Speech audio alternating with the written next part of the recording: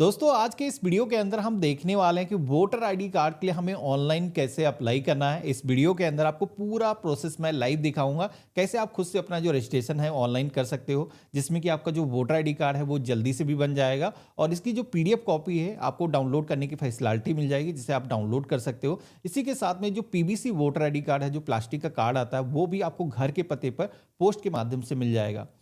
तो अगर आपकी जो एज है 18 साल पूरी हो चुकी है या फिर इस एज को पूरे होने में कुछ महीने कम है, तब भी रजिस्ट्रेशन किया जा सकता है। तो रजिस्ट्रेशन करने के लिए सबसे पहले तो आपको प्ले स्टोर पे आना है और यहाँ पर आपको एक एप्लीकेशन डाउनलोड करनी है, वोटर्स हेल्पलाइन। तो आप सभी के सामने गवर्नमेंट की ये जो एप्लीकेशन है आ जाएगी। वैसे इसका जो लिंक है हमने वीडियो के डिस्क्रिप्शन में भी दे रखा, जहाँ से भी आप डायरेक्टली इस एप्लीकेशन को डाउनलोड कर सकते हो। अब एप्लीकेशन को फर्स्ट टाइम आप ओपन करोगे तो यहाँ पर आपको लॉगिन करने के लिए बोला जाएगा। तो हमारे पास में अभी कोई यूज़र आईडी पासवर्ड है नहीं, इसके लिए हम न्यू यूज़र के ऑप्शन पे क्लिक करेंगे और यहाँ पर अपना जो मोबाइल नंबर है हम दर्ज करेंगे।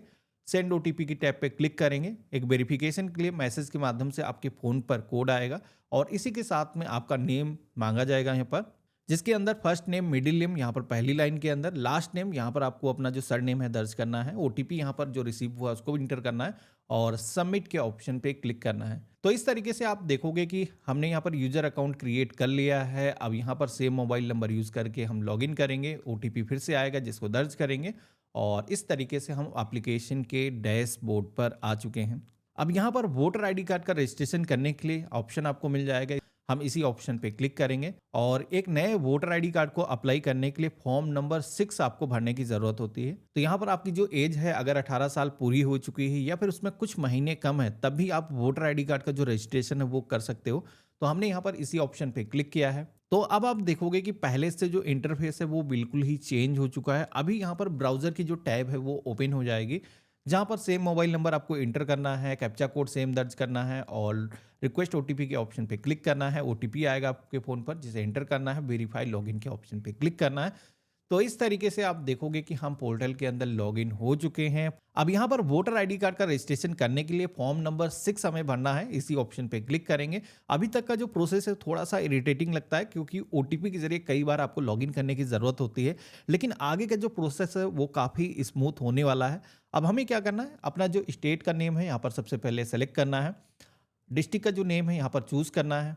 नेम ऑफ असेंबली कॉन्स्टिट्यूंसी के सेक्शन में आना है। आप सभी का जो भी विधानसभा क्षेत्र लगता है तो आप इस लिस्ट में क्लिक करोगे तो आपको सारे नेम देखने को मिल जाएंगे। आपको अपने विधानसभा क्षेत्र को यहाँ पर सिलेक्शन करना है। नंबर फिर इंटर करने की जरूरत होती नहीं है। नेक्स्ट की टैब पे क्लिक करेंगे। अब यहाँ पर आपको अपना जो नेम है इंटर करना है, जिसमें कि फर्स्ट नेम, मिडिल नेम पहली लाइन के अंदर रहेगा।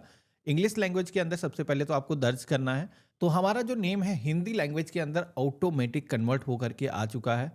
मोस्टली केसेस के अंदर ये जो नेम है सही तरीके से कन्वर्ट होकर के आ जाता है, लेकिन कई बार क्या होता है कि ये सही तरीके से कन्वर्ट नहीं होता है। तो ऐसे में कीबोर्ड का ऑप्शन मिलता है, जिसमें कि हिंदी लैंग्वेज के अंदर भी आप अपने मर्जी के मुताबिक अपना जो नेम है इंटर कर सकते हो। सर नेम के सेक्शन में आना है। अब जैसे कि आपके नेम में गुप्ता, शुक्ला कुछ ऐसा आप यूज़ करते हो तो यहाँ पर आपको दर्ज करना है। अब इतना करने के बाद में आप सभी को अपनी जो पासपोर्ट साइज की जो फोटो है वो यहाँ पर अपलोड करना होगा, जिसमें कि डायमेंशन यहाँ पर दिया गया है 4.5 सेंटीमीटर, 3.5 सेंटीमीटर का जो डायमेंशन है वो होना चाहिए और इमेज का जो साइज है वो मैक्सिमम 2 MB होना चाहिए। अब यहाँ पर फोटो को आपको चूज फाइल के ऑप्शन पे क्लिक करना है। अगर आपने पहले से फ़ोन के अंदर पासपोर्ट साइज की फोटो रखी है आप उसे डायरेक्टली सेलेक्ट कर सकते हो, या फिर नहीं है कैमरे को यूज़ करके डायरेक्टली कैप्चर कर सकते हो। तो हमने यहाँ पर जैसे कि सिलेक्शन किया है, ओपन के ऑप्शन पे क्लिक किया है, तो यहाँ पर इमेज यहाँ पर आ जाएगी। अब आपको इमेज को अगर जूम करना है, जैसे कि परफेक्ट तरीके से नहीं आई है, इसको जूम करना चाहते हो जूम कर सकते हो। अगर उल्टी है तो यहाँ पर इसको सीधा करना है तो रोटेट भी आप कर सकते हो। और मुझे लग रहा आई थिंक अब बिल्कुल ही परफेक्ट है। हम इस तरीके से सेव के ऑप्शन पे क्लिक करेंगे तो यहाँ पर हमारे सामने मैसेज आ जाएगा कि human face detected successfully. Okay के ऑप्शन पे क्लिक करेंगे। हमारी जो फोटो है वो वैलिडेट हो चुकी है। हमें नेक्स्ट की टैब पे क्लिक करना है। अब इसके बाद में अगला सेक्शन आता है जहां पर आपको अपना जो रिलेटिव नेम है वो यहाँ पर दर्ज करना है, जिसमें कि आप अपने फादर का नेम या फिर अगर कोई महिला है तो वो अपने हस्बैंड का नेम अगर इंटर करना चाहती तो यहाँ पर वो ऑप्शन मिलता है। सबसे पहले तो रिलेशन टाइप आपको सिलेक्शन करना है और इसके बाद में नेम के सेक्शन में आ करके जिस तरीके से आपने अपना नेम इंटर किया था उसी तरीके से फर्स्ट नेम, मिडिल नेम, अपने पिता का यहाँ पर इंटर करना, सरनेम अगर लगा हुआ है तो आपको यहाँ पर दर्ज करना है। एक चीज़ ध्यान रखना है कि जो भी डॉक्यूमेंट आप अटैच कर रहे हो सपोर्टिंग, उसी के अकॉर्डिंग आपका जो नेम है वो होना चाहिए। हम नेक्स्ट की टैब पे क्लिक करेंगे। अब यहाँ पर कॉन्टैक्ट डिटेल भी ऐड करने के लिए बोला जाएगा, जो कि वोटर आईडी कार्ड को अगर आपको डाउनलोड करना है तो ये काम करना काफ़ी ज़रूरी होगा। तो हम यहाँ पर सेल्फ के ऑप्शन पे क्लिक करेंगे, अपना जो मोबाइल नंबर है दर्ज करेंगे, ईमेल आईडी को दर्ज करेंगे, नेक्स्ट की टैब पे क्लिक करेंगे। अगला सेक्शन आता है आधार डिटेल का, जहाँ पर आप सभी को अपना जो आधार नंबर है वो इंटर करने के लिए इस ऑप्शन पे क्लिक करना है। 12 डिजिट का जो आधार नंबर है दर्ज करना है। ये करना काफ़ी ज़रूरी है। अगर आपके पास में इनकेस आधार नहीं है तो I am not able furnish my Aadhaar, इस ऑप्शन पे भी आप क्लिक कर सकते हो। हमने यहाँ पर सिलेक्शन कर दिया है, आधार नंबर भी दर्ज कर दिया है। नेक्स्ट की टैब पे क्लिक करेंगे, मेल फीमेल जो भी जेंडर है सिलेक्शन करना है। और इसके बाद में अब सेक्शन आएगा डेट ऑफ बर्थ डिटेल का, जिसके अंदर आप सभी को इस कैलेंडर वाले ऑप्शन पे क्लिक करना है। सबसे पहले तो आपको ईयर वाले ऑप्शन पे क्लिक करना है। आपका जो बर्थ ईयर है यहाँ पर सिलेक्शन करना है, मंथ को चूज करना है, और जो भी आपका डेट ऑफ बर्थ का डेट है आपको चूज करना है और सेट के ऑप्शन पे क्लिक करना है। अब आपको document proof date of birth के ऑप्शन पे क्लिक करना है और डॉक्यूमेंट वाली टैब पे क्लिक करना है। तो हमारे सामने एक डॉक्यूमेंट की एक पूरी लिस्ट आ जाएगी, जहां पर अब आपको एक डॉक्यूमेंट का सिलेक्शन करना है जिस पर आपकी सही डेट ऑफ बर्थ है जो आपने एंटर करी है। तो यहाँ पर आधार कार्ड लगाया जा सकता है, pan card, driving licence, passport हो गया, आपकी हाई स्कूल की मार्कशीट हो गई, यूपी बोर्ड, सीबीएसई बोर्ड की आप लगा सकते हो, आप अपना बर्थ सर्टिफिकेट लगा सकते हो, ड्राइविंग लाइसेंस लगा सकते हो। तो जो भी डॉक्यूमेंट आपके पास में मौजूद है सेलेक्ट कर लेना है। तो यहाँ पर मेरे पास में आधार कार्ड मौजूद है तो आधार कार्ड लग सकता है। हमने चूज फाइल के ऑप्शन पे क्लिक किया है। अब यहाँ पर कैमरे से हम कैप्चर कर सकते हैं, या फिर पहले से आधार अगर हमने सेव करके रखा है तो हम उसे भी सेलेक्ट कर सकते हैं। एक चीज़ का ध्यान रखना है कि यहाँ पर आपको कोई ऐसी फाइल अपलोड नहीं करनी है जिसमें कोई पासवर्ड लगा हो।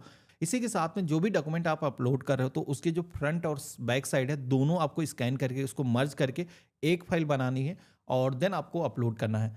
तो अगर आपने मोबाइल फ़ोन से कैप्चर किया है तो आपके फ्रंट और बैक साइड जैसे कि सेपरेट हैं, तो ऐसे में क्या कर सकते हो, सरकारी डीएनए टूल्स एक नई टैब में आपको ओपन करना है, जहां पर आप सभी को जेपीजे या फिर पीएनजी फाइल को कन्वर्ट करके पीडीएफ के अंदर डाउनलोड करने का ऑप्शन मिल जाएगा और आपकी जो दोनों फाइलें हैं उनको मर्ज करके एक फाइल जनरेट हो जाएगी।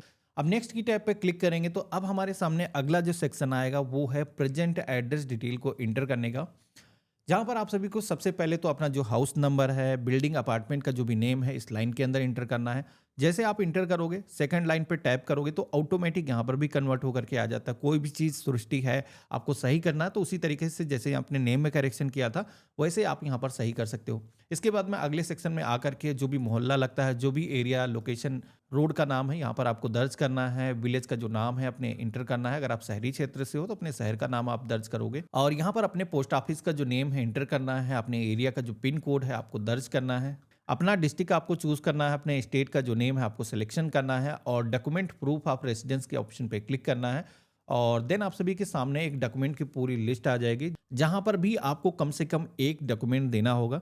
तो यहाँ पर कोई भी बिजली, पानी, टेलीफोन का यूटिलिटी बिल हो सकता है। इसी के साथ में आपका आधार कार्ड लग सकता है, पासपोर्ट है तो वो लग सकता है, और भी कई सारे डॉक्यूमेंट के ऑप्शन दिए गए हैं। तो जो भी डॉक्यूमेंट आपके पास में है आप सेलेक्ट कर सकते हो। अब जैसे कि आधार कार्ड, ड्राइविंग लाइसेंस यहाँ पर भी लगाया जा सकता है। तो हमने आधार का सिलेक्शन किया है। अब यहाँ पर चूज फाइल के ऑप्शन पे क्लिक करेंगे। दोबारा से हम अपना जो आधार कार्ड यहाँ पर सेलेक्ट कर देंगे। अगर आपके पास में कोई अदर डॉक्यूमेंट है तो आप उसे भी लगा सकते हो। हमने यहाँ पर सेलेक्ट कर दिया है और अपलोड हो चुका है। नेक्स्ट की टैब पे क्लिक करेंगे। अब इसके बाद में डिसेबिलिटी डिटेल का एक सेक्शन आता है। मेरे केस में ये सेक्शन एप्लीकेबल है नहीं, तो हम डायरेक्टली नेक्स्ट की टैब पे क्लिक करेंगे। अब इसके बाद में अगला सेक्शन आएगा फैमिली मेंबर डिटेल का, जहां पर अपने परिवार का कोई ऐसा सदस्य जिसका जो नाम है पहले से ही वोटर लिस्ट के अंदर शामिल है, जिनका वोटर कार्ड रजिस्ट्रेशन पहले ही से हो चुका है, आपके पिता हो सकते हैं, आपके भाई हो सकते हैं, आपके माता हो सकते हैं, तो उनका जो नेम है यहाँ पर इंटर करना है। और रिलेशनशिप डिटेल के सेक्शन में आना है। यहाँ पर जो भी आपका उनके साथ में रिश्ता है आपको सिलेक्शन करना है और इसके बाद में ईपिक नंबर यानी कि वोटर आईडी कार्ड नंबर उनका यहाँ पर दर्ज करना है। अब ये जो सेक्शन है हालांकि इतना ज़रूरी नहीं है। अगर आपके परिवार का कोई सदस्य का नाम पहले से नहीं शामिल है तो इसको करने की ज़रूरत नहीं है। हालांकि इससे होता ये है कि परिवार के जितने भी सदस्य होते हैं वो वोटर लिस्ट के अंदर एक ही साथ में आ जाते हैं, यानी कि आप अपने परिवार के साथ में उसी सेक्शन के अंदर जुड़ जाते हैं। तो यहाँ पर मेरे केस में मेरे पास में जैसे कि है नहीं, हमने नेक्स्ट की टैब पे क्लिक किया है।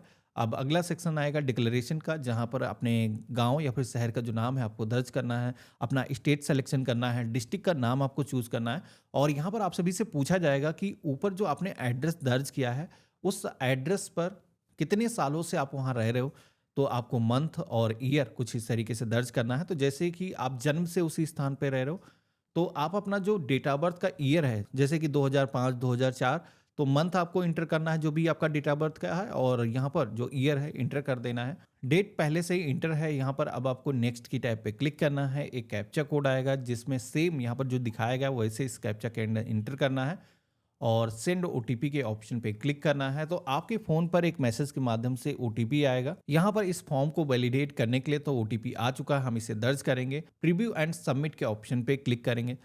तो इस तरीके से आप देखोगे कि फॉर्म के अंदर जितनी भी इंफॉर्मेशन अभी तक हमने इंटर करी थी वो सारी इंफॉर्मेशन यहाँ पर फॉर्म नंबर 6 जो फिजिकली जमा होता था पहले, अभी आप देखोगे कि उसके अंदर कंप्यूटरीकृत हमने सारी इंफॉर्मेशन को दर्ज कर दिया है। एक बार सारी डिटेल को आपको मिलान कर लेना है कि आपने जो नेम अपना इंटर किया है, आपके पिता का नाम हो गया, इसी के साथ में आपका एड्रेस होगा, वो सही तरीके से इस फॉर्म के अंदर आया है या नहीं आया। आपने जो फोटो अपलोड करी है वो आपको दिख रही है या नहीं दिख रही है।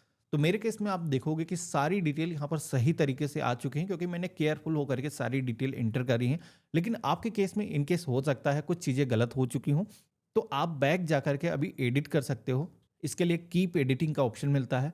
लेकिन मेरे केस में सारी चीज़ें पहले से सही हैं, तो हम सबमिट के ऑप्शन पे क्लिक करेंगे और हम सबमिट करना चाहते हैं, यस के ऑप्शन पे क्लिक करेंगे। तो इतना करते ही आप देखोगे कि हमारे सामने एप्लीकेशन का जो रेफरेंस नंबर है वो जनरेट होकर के आ चुका है।